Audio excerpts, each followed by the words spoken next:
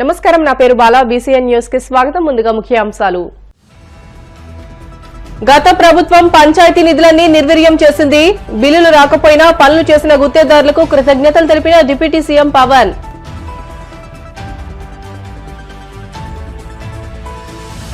తిరుపతిలో అత్యుత్తమ క్రీడా వసతులు ఏర్పాటు చేశాం. శ్రీనివాస స్పోర్ట్స్ కాంప్లెక్స్ లో ఎన్టీఆర్ క్రీడా వికాస కేంద్రం, రైఫిల్ షూటింగ్ రేంజ్ ను ప్రారంభించిన మంత్రి రామ్ ప్రసాద్. రాజమండ్రి ఎమ్మెల్యే ఆదిరెడ్డి వాసుకు రాజకీయ భిక్ష పెట్టింది వైఎస్ జగనే. మాజీ MP Margani Bharat hot comments. ఉగ్రదాడికి పాల్పడిన దోషులను ఎట్టి పరిస్థితుల్లోనూ వదిలిపెట్టాం. భారత రక్షణ మంత్రి రాజ్నాథ్ సింగ్ హెచ్చరిక. గ్రామ పంచాయతీల నిధులన్నీ గత ప్రభుత్వం నిర్వీర్యం చేసిందని డిప్యూటీ సీఎం పవన్ విమర్శించారు. బిల్లులు రాకపోయినా పనులు చేసిన గుత్తేదారులకు ఆయన కృతజ్ఞతలు తెలిపారు. జాతీయ పంచాయతీరాజ్ దినోత్సవం సందర్భంగా మంగళగిరిలోని సీకే కన్వెన్షన్ సెంటర్లో జరిగిన కార్యక్రమంలో పవన్ పాల్గొని మాట్లాడారు. పంచాయతీరాజ్ శాఖను తాను ఇష్టంగా తీసుకున్నానని, గ్రామాలు స్వయం ప్రతిపత్తి సంస్థలుగా ఎదగాలని అన్నారు. అధికారుల కృషితో గ్రామాల్లో వేగవంతమైన అభివృద్ది సాగుతుందని, చిన్న పైరవీలు చేసిన చర్యలు తప్పవని పవన్ హెచ్చరించారు. పహల్గాం ఉగ్రదాడిలో మరణించిన వారికి ఈ సందర్భంగా ఆయన సంతాపం ప్రకటించారు.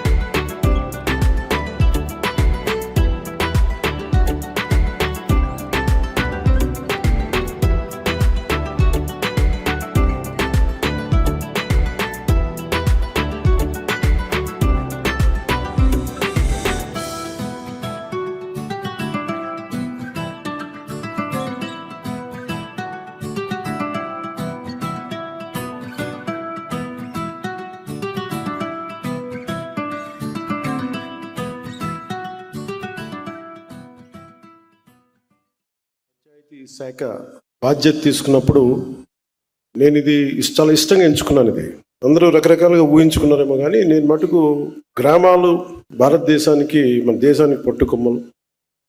అలాగే ఇందాక ఇక్కడ చూస్తూ ఉంటే గాంధీజీ గారిది స్లోగన్, ఆయన ఇచ్చిన లైన్స్ ఉన్నాయి.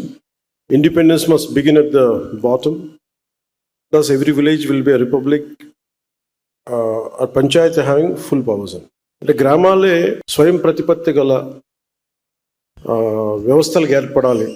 అత్యంత స్మాల్ యూనిట్. అది నాకు చాలా అవగాహన ఉంది. ఇందాక పట్టాభి గారు చెప్పినట్టుగా నేను పట్టణాల్లో చిన్న చిన్న టౌన్స్లో పెరిగానేమో కానీ నా గుండెల్లో ఎప్పుడు పల్లె ఉంటుంది, పల్లె అభివృద్ధి. ఎందుకంటే నేను చిన్నప్పుడు పల్లెల్లో ఉండాలనే కోరిక. నా జీవితంలో ఇప్పుడు కుదరలేదు, ఇప్పుడు కూడా కుదరకపోవచ్చు, కానీ పల్లె అభివృద్ధి చాలా చాలా కీలకం. ఈ సందర్భంలో నేను పంచాయతీరాజ్ శాఖ తీసుకున్నప్పుడు అప్పటికి శశికుమార్ గారు ఫార్మర్, దాని ముందు ప్రభుత్వంలో కూడా వాళ్ళే చేశారు దీనికి. నేను 4 మీటింగ్లు అందరం కూర్చున్నప్పుడు రివ్యూ మీటింగ్స్ ఒకటే తెలియజేశాను, మరి ఇక్కడ ఇది కక్ష సాధించం ఎవరి మీద. నాకు కావాల్సిందల్లా పంచాయతీకి ఏ నిధులైతే ఇవ్వబడ్డాయో అవి సంపూర్ణంగా ఖర్చు కాబడాలి. ఏ ఉద్దేశంకి అయితే ఇవ్వబడిందో డబ్బు, ఆ డబ్బు సంపూర్ణంగా దానికే నిర్దేశించిన డబ్బు దానికే ఖర్చు పెట్టగలగాలి. ఎలాంటి అవకతవకలు లేకుండా దయచేసి చూడండి అని చెప్పి ఆ బాధ్యత తీసుకున్నప్పుడు ఆయన చాలా మనస్ఫూర్తిగా, శశిభూషణ్ గారు చాలా మనస్ఫూర్తిగా తీసుకొని మేము మన ఇన్ని కార్యక్రమాలు చేస్తుంటే వెన్నంటే ఉన్నందుకు ముందుగా శశికుమార్ గారికి నా ప్రత్యేకమైన ధన్యవాదాలు. అలాగే ఇక్కడ కేరళ నుంచి మన ఆంధ్ర సేవ చెయ్యాలని చెప్పి వచ్చిన కృష్ణతేజ గారికి, మిగతా ఉన్నతాధికారులందరికీ ప్రత్యేకంగా నా ధన్యవాదాలు తెలుపు. మీరే లేకపోతే ఈ రోజున ఇంత విజయవంతంగా ఇంత వడివడిగా రోడ్లు వేయటం నిర్మాణం దగ్గర కావచ్చు, ఫామ్ పాండ్స్ కావచ్చు, నీటి తొట్టులు కావచ్చు, గ్రామాల రహదారులు కావచ్చు, ఈ వేదిక పైన ఉన్న కీలకమైన వ్యక్తులు ఎవరు కనుక లేకపోయినుంటే, అలాగే అదే స్థాయిలో కింద గ్రామ స్థాయిలో కూడా వ్యక్తులు బలమైన సమూహం లేకపోయినుంటే ఈ రోజున ఇంత వేగవంతంగా రోడ్లు వేసేవాళ్ళం కాదు, ఎన్ని పనులు చేయగలిగే వాళ్ళం కాదు. ఇందాక శశిభూషణ్ గారు మాట్లాడుతూ కొన్ని కాంట్రాక్ట్స్ చేసిన దాన్ని ఇంకా కొంచెం చాలా నమ్మకం మీద భరోసా పెట్టారు ఈ ప్రభుత్వం మీద.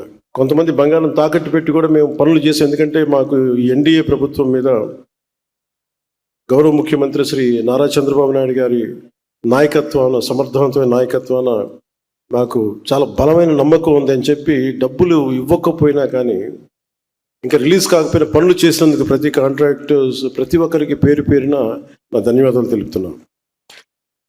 కొంత నిధులు కొంత శాతం ముందు వచ్చినంత నిధులు కొంత జాప్యం ఉంది. ఇది కేవలం ఏంటంటే ఇది మన రాష్ట్ర ప్రభుత్వం సంబంధించింది కాదు, ఇది కేంద్ర ప్రభుత్వం అన్ని రాష్ట్రాలకి నిధులు విడుదల చేసే దాంట్లో కొంత జాప్యం ఉంది. అది ఫైనాన్షియల్ ప్లానింగ్లో కొంత జాప్యం జరిగింది. అందుకనే మన ఫైనాన్స్ కమిషన్ మీటింగ్ కూడా జరిగింది. దాంట్లో భాగంగా అన్ని వాళ్ళకి చూసుకున్న తర్వాత ఖచ్చితంగా ఇంకో కొద్ది రోజుల్లోనే మనకి ఆ నిధులు వస్తాయి అనేది నాకు సంపూర్ణమైన విశ్వాసం ఉంది. దానికి మాకు తెలియ కూడా చేశారు. సో మీ అందరికీ ఆ భరోసా అయితే ఇస్తున్నాను.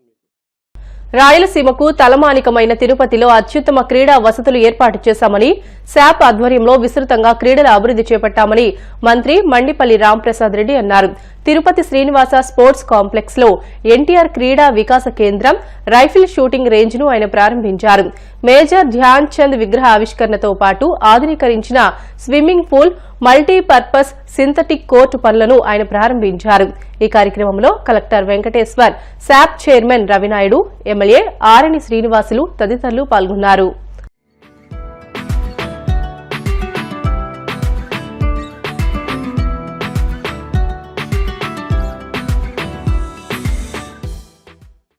చాలా సంతోషంగా ఉంది. ముఖ్యంగా మన రాయలసీమకే తలమానికమైన తిరుపతి పట్టణంలో కూటమి ప్రభుత్వం ఏర్పాటైన తర్వాత క్రీడాపరంగా ఏదో ఒక కార్యక్రమాన్ని చేపడుతున్నాం. ముఖ్యంగా గత 2 నెలల ముందే మా యువ నాయకులు, రాష్ట్ర మంత్రివర్యులు నారా లోకేష్ బాబు గారి నాయకత్వంలో ఆ రోజు తిరుపతికి పర్యటించినప్పుడు మహిళా యూనివర్సిటీ ప్రాంగణంలో అత్యాధునిక సౌకర్యాలతో ఎక్కడా లేని విధంగా, ఈ సౌత్ ఇండియాలోనూ లేని విధంగా అధునాతమైన ఇండోర్ స్టేడియం ప్రారంభించుకోవడం జరిగింది. ఈరోజు కరెక్ట్గా 60 రోజుల తర్వాత మరొక్కసారి శ్రీనివాస ప్రాంగణంలో 4 కోట్ల రూపాయలు వెచ్చించి, అది కూడా సిఎస్ఆర్ ఫండ్స్ కలెక్ట్ చేసి ప్రజల కోసం, నిజమైన క్రీడాకారుల కోసం, పేద క్రీడాకారులు ఎవరైతే వాళ్లకు అందుబాటులో లేని క్రీడలను కూడా ఆడే విధంగా ఈరోజు మన శాప్ చైర్మన్ ఎవరైతే ఉన్నారో రవినాయుడు దీనికి నాయకత్వం వహించి ఈరోజు అన్ని దిగ్విజయంగా ఇక్కడ అందరం ప్రారంభించుకున్నాం. పేవ్మెంట్కి పోయి అక్కడ ఆడేదానికి పోతారు. ఆ విద్యార్థులందరికీ ట్రైనింగ్ ఉంటుంది. అలాగే వాళ్ళు పోయే ఖర్చులు కూడా ఈ ప్రభుత్వం భరిస్తుందని తెలియజేసుకుంటూ ఇలాంటి కార్యక్రమాలు చేపట్టేదానికి రేపు రాబోయే కాలంలో కూడా స్పోర్ట్స్ అథారిటీ ఆఫ్ ఆంధ్రప్రదేశ్ ముందుంటుందని తెలియజేసుకుంటూ సెలవు తీసుకుంటున్నా. తిరుపతి జిల్లాలో సుమారుగా 14 నేషనల్ అండ్ స్టేట్ యూనివర్సిటీలు ఉన్నాయి. ఎంతోమంది ప్రతి సంవత్సరం లక్షలాది మంది పిల్లలు ఇక్కడి నుంచి మనకి వివిధ యూనివర్సిటీస్లో కూడా ఉన్నారు. సో గౌరవ ముఖ్యమంత్రి గారు కూడా గతసారి తిరుపతి జిల్లాకు వచ్చేసినప్పుడు మంచి స్పోర్ట్స్ కాంప్లెక్స్ అన్నీ కూడా ఇక్కడ డెవలప్ చేయండి, ఎగ్జిస్టింగ్ స్పోర్ట్స్ ఫెసిలిటీస్ అన్నీ కూడా అప్గ్రేడ్ చేయండి అని కూడా గౌరవ ముఖ్యమంత్రి గారు డైరెక్షన్స్ ఇచ్చున్నారు. ఇప్పటికే మనం చూసుకుంటే Tirupati smart city indoor sports complex కూడా సుమారుగా 7 నెలల క్రితం మనము నిర్మించుకోబడింది. అందులో ఇంటిగ్రేటెడ్గా gym, volleyball court, basketball court, shuttle courts అన్నీ కూడా బెస్ట్ ఆఫ్ ది ఆర్ట్ ఫెసిలిటీస్లో అక్కడ చేసుకున్నాము. గవర్నమెంట్ ఆధ్వర్యంలో, శాప్ ఆధ్వర్యంలో మొట్టమొదటిసారిగా ఒక ఇండోర్ రైఫిల్ షూటింగ్ కాంప్లెక్స్ కూడా మనము చేసుకోవడం జరిగింది. సో సుమారుగా ఈరోజు గౌరవ మంత్రివర్యుల చేతుల మీదుగా మనము 6 కోట్లకి ఈ వివిధ స్పోర్ట్స్ ఫెసిలిటీస్ అన్నీ కూడా ప్రజలకు ఈరోజు అందుబాటులోకి తీసుకురావడం జరుగుతుంది. అదేవిధంగా మీ అందరికీ తెలిసింది, గొల్లవానిగుంట్లో కూడా మనకి స్మార్ట్ సిటీలో ఏదైతే ఎన్నో 3-4 సంవత్సరాల నుంచి ఆగిపోయినటువంటి క్రికెట్ స్టేడియం, క్రికెట్ గ్రౌండ్ ని కూడా లాస్ట్ మంత్ గౌరవ చైర్మన్ గారితో, శాప్ చైర్మన్ గారితో సందర్శించి అతి త్వరలోనే అది కూడా ప్రజలందరికీ కూడా అందుబాటులోకి తీసుకురావడం జరుగుతుంది. అక్కడ క్రికెట్తో పాటు మిగతా స్పోర్ట్స్ను కూడా డెవలప్ చేయడానికి శాప్ నుంచి నిధులతో అవి శాంక్షన్ ఇవ్వబోతున్నారు. టీడీపీ ఎమ్మెల్యే ఆదిరెడ్డి వాసుకు రాజకీయ భిక్ష పెట్టింది వైసీపీ అధినేత జగన్మోహన్ రెడ్డిని అని మాజీ ఎంపీ మార్గాని భారత్ పేర్కొన్నారు. రాజమండ్రిలో మెజార్టీ రావడానికి వాసు గొప్పతనం, ఆయన కుటుంబం గొప్పతనం కాదని స్పష్టం చేశారు. టీడీపీ నుంచి ఆదిరెడ్డి కుటుంబాన్ని తరిమేస్తే వైఎస్ జగన్ రాజకీయ భిక్ష పెట్టారని గుర్తు చేశారు. ఇటీవలే బొల్లినేని ఆసుపత్రిలో మృతి చెందిన యువతికి ప్రభుత్వం తరపున ఇప్పటి వరకు ఎటువంటి సహాయం అందలేదని తప్పుపట్టారు. రాజమండ్రిలో అవినీతి జరగకుండా కాపాడే ప్రయత్నం చేస్తున్నానని, నగరంలో అధికార పార్టీ నేతలు భూములు కబ్జా చేసే ప్రయత్నాలు అడ్డుకుంటామని అన్నారు. బెల్ట్ షాపులు, మద్యం దుకాణాల వద్ద అనధికార పర్మిట్ రూములు విషయంలో ఖచ్చితంగా ఆందోళన చేస్తామని భారత్ హెచ్చరించారు. అంటా ఉన్నాడు 70,000తో నన్ను ఓడిచ్చారని చెప్తా ఉన్నావు. నేను ఒకటి చెప్తా ఉన్నా, రాజమండ్రిలో ఒక విచిత్రమైన పరిస్థితి. ఎట్లాగానంటే ప్రతి చోట కూటమి పనిచేసింది, రాజమండ్రిలో చతుర్ముఖ కూటమి పనిచేసింది. అంటే మా పార్టీలో కొంతమందిని వ్యక్తులతో సత్సంబంధాలు పెట్టుకుని ఒక దుష్ట చతుష్టయం అంటారు చూసారా, ఆ టైపు. చిన్న పిల్లోడిని అడిగినా చెప్తా ఉంటారు, నీకు వైసీపీలో ఎవరితో నీకు సత్సంబంధాలు ఉన్నాయని. నీకు ఒక పక్కనేమో జనసేన నాకు తెలిసి వాళ్ళ ఓట్ బ్యాంకు ఓ 40-50 వేలు ఉంటుందేమో. ఇంకో పక్కన బీజేపీ, ఆ బీజేపీ కూడా కొంతమంది మార్వాడీస్ అని, హిందూస్ అని, కొంతమంది బ్రాహ్మణులని, వీళ్ళందరూ కొంత అట్రాక్ట్ అవుతారు. వాళ్ళు ఒక 20,000 ఓ 25,000 ఓట్లు ఉంటాయేమో. ఇంకో పక్కన మా దాంట్లోనే చెప్పాను కదా, కొంత దుష్ట చతుష్టయం కార్యక్రమం చేస్తూ ఒక దుష్ట కూటమి కట్టాడు ఇక్కడ రాజమండ్రిలో. కట్టి ఇప్పుడు బయట వాళ్ళని ఎంతమంది అయినా మనం కొట్లాడొచ్చు, ఇంటి దొంగని ఈశ్వరుడైనా పట్లాడు అంటారు. ఇది కాకుండా దీనికి పైపెచ్చి ఏంటనంటే ఈవీఎం. ఈ చంద్రబాబు నాయుడు గారు రాజమండ్రి సెంట్రల్ జైల్లో పెట్టారు కదా, ప్రతి చోట 10,000 15,000 పెట్టుకుంటే ఆ బాక్సుల్లో, ఇక్కడ ఇంకో కొంచెం అదనంగా ఇంకో 10-15 పెట్టుంటారు. ఇవన్నీ లెక్కేసుకుంటే 1,00,000 పైన వచ్చేసి నీ ఓట్లు. అంటే నీ తాలూకా ఫేస్ గ్లామర్కి వచ్చిన ఓట్లు ఇంకా పైన వచ్చినాయి. అంతే తప్పితే నీ గొప్పతనమో లేకపోతే నీ కుటుంబం గొప్పతనమో కాదు. ఇవాళ నేను చెప్తా ఉన్నా, మీకు రాజకీయ భిక్ష పెట్టింది కేవలం జగన్మోహన్ రెడ్డి గారు. మీకు రాజకీయ భిక్ష పెట్టింది తెలుగుదేశం పార్టీ కాదు, జగన్మోహన్ రెడ్డి గారు. నిన్ను పార్టీలోంచి, మీ తండ్రి గారిని పార్టీలోంచి ఎక్స్పెల్ చేశారు. బుచ్చే చౌదరి గారికి వెన్నుపోటు పొడిచావని 2009లో, అప్పుడు చల్లా శంకర్రావు గారికి నువ్వు పనిచేసావని, ఆయన ప్రజారాజ్యంలో ఉంటే ఆయనకి నువ్వు పనిచేసావని, కులాభిమానం చూపించుకున్నావని చంద్రబాబు నాయుడు గారి దగ్గర తీసుకెళ్లి ఆ ఇష్యూ పెడితే నిన్ను పార్టీలోని సస్పెండ్ చేస్తే, అప్పుడు జగన్మోహన్ రెడ్డి గారు పార్టీలోకి నువ్వు వచ్చావు. నువ్వు వచ్చిన తర్వాత వచ్చిన ఏకైక ఎమ్మెల్సీ చాలా మా పిల్లి సుభాష్ చంద్రబోస్ గారు, ఈయనకి ఇవ్వండి, ఈయన మంచోడు అని ఆయన అడ్వకేట్ చేస్తే నీకు ఇచ్చారు. నువ్వు ఇచ్చిన దానికి ఏం చేసావు? అక్కడ అధికారంలోకి తెలుగుదేశం పార్టీ వస్తే వెంటనే దూకేసావు, గోడ దూకేసావు. లేకపోతే నీ పరిస్థితి ఏంటి? మీ తాలూకా పరిస్థితి ఏంటి? సామాన్యుడివే. జగన్మోహన్ రెడ్డి గారు నీకు రాజకీయ భిక్ష పెట్టారు, అది మర్చిపోబా. బిడ్డల షార్ట్ బ్రేక్ తీసుకుందాం. Stay with us.